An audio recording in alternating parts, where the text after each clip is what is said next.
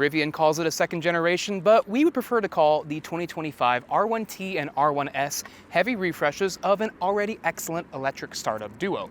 For 2025, the updates are under the skin and in the software, and should please existing Rivian customers, shoppers who might be on the fence about pulling the trigger on one, and even the mechanics you send your Rivian to for service. So let's check out all the changes they've made.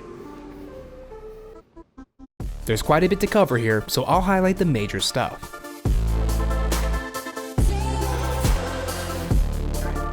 In addition to the existing dual motor and quad motor variants, the R1T and R1S are now available in a tri-motor variant, which I am driving right now in an R1S. There are two motors out back, one up front. Powertrain figures ring to the tune of 850 horsepower, 1,103 pound-feet of torque, 0 to 60 in 2.9 seconds. Now you can get up to 410 miles of range if you leave the car in the conserved drive mode, but if you don't, you'll get 380 miles. Now the R1T, the truck version, will actually do a little bit more at 420 miles in that drive mode. This is absolutely way more power than anybody really needs access to in a car this size, but if this is not enough, the quad motor now does 1,025 horsepower and 1,198 pound-feet of torque for 0 to 60 in, quote, less than 2.5 seconds, but they also say a quarter-mile time of 10.5 seconds. That's Corvette Z06 speed, people. It's kind of crazy. Sure, a Tesla Model X Plaid will do the quarter mile in a faster time, but it's shaped like an egg, where this is shaped more like a brick, so in my opinion, this is way more impressive. This is what 0 to 60 looks like in the quad motor model. The dual motor models still produce between 533 and 665 horsepower, but will now do 0 to 60 a hair quicker if you have the performance variant, 3.4 seconds versus the outgoing model's 3.5. If that gets your blood pumping for Rivian like it did for me just now, click on the pop-up banner in the top right of the screen for a fair purchase price on an R1T or R1S right now. Rivian accomplished some weight reduction by way of streamlining how all of these components communicate throughout the vehicle. There are fewer ECUs on board, a reduction of 1.6 miles of copper wiring, and now finally a standard compact heat pump. Large and max battery packs benefit from more efficient packaging that enables maximum range of 420 miles in the R1T tri-motor, but the standard pack now utilizes lithium iron phosphate chemistry, which is more cost-effective and gives you roughly 270 miles of range if you have the new Aero 22-inch wheels. No, the NACS charge port is not here just yet, but an adapter will continue to be available until the time eventually comes that Rivian makes the full hardware switch in the next few years. They also made hardware adjustments to the suspension tuning and damping, so we actually have a softer ride than before, something that customers were vocal about with the outgoing models. Something else that owners and even reviewers alike have been complaining about the outgoing models is the level of phantom battery drain. Rivian has addressed that issue and says that the state of charge will drain a lot less drastically than before. How much exactly, we won't know until we fully test the car, but it's nice to know that Rivian is addressing that issue.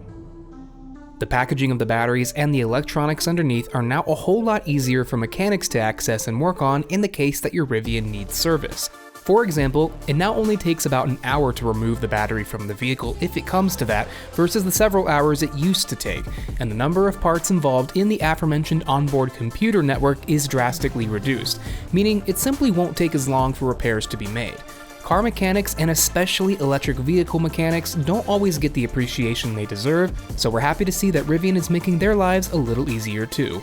When it comes to the design, it is nearly impossible to tell these apart from the pre-refresh on the outside. In fact, we were picked up from the airport and chauffeured around Seattle in the brand new R1S without any sort of camouflage, and no one picked up on our scent. That's how subtle the changes are. The lighting front and rear has been updated though, providing more accurate readings of your charge state, plus the use of RGB for cool, colorful light shows and effects that even allow for dynamic hazard warnings when the car is not in motion.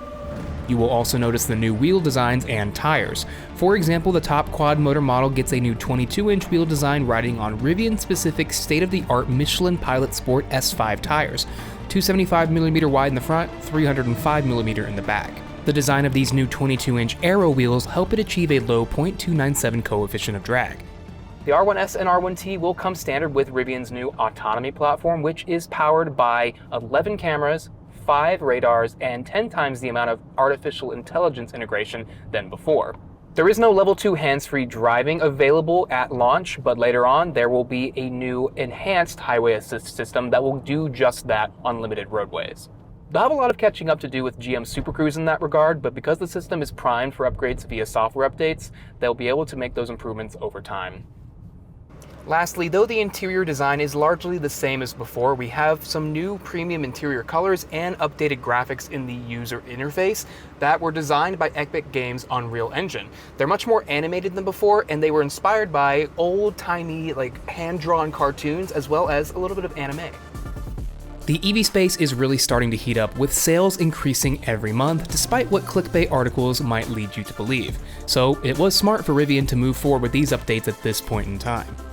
Pricing for both the R1T and R1S are pretty close to last year. In fact, the R1T starts at the exact same base price of $69,900, while the R1S rises $1,000 to $75,900, with deliveries commencing pretty much as soon as you see this video. Upgrade to the dual motor large battery pack and you'll see prices rise to $76,900 for the R1T and $82,900 for the R1S, then even further to $83,900 and $89,900 respectively for models with the Max Pack. Pricing for Tri-Motor starts at $99,900 for R1T and $105,900 for R1S, and you can only get these one way, with the Max Pack.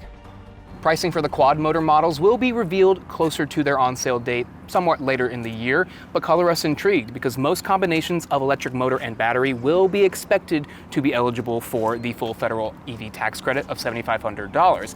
And honestly, Rivian has done their homework here. They have not rested on their laurels, and in this day and age, if you don't continually innovate in the EV space, you eventually stagnate.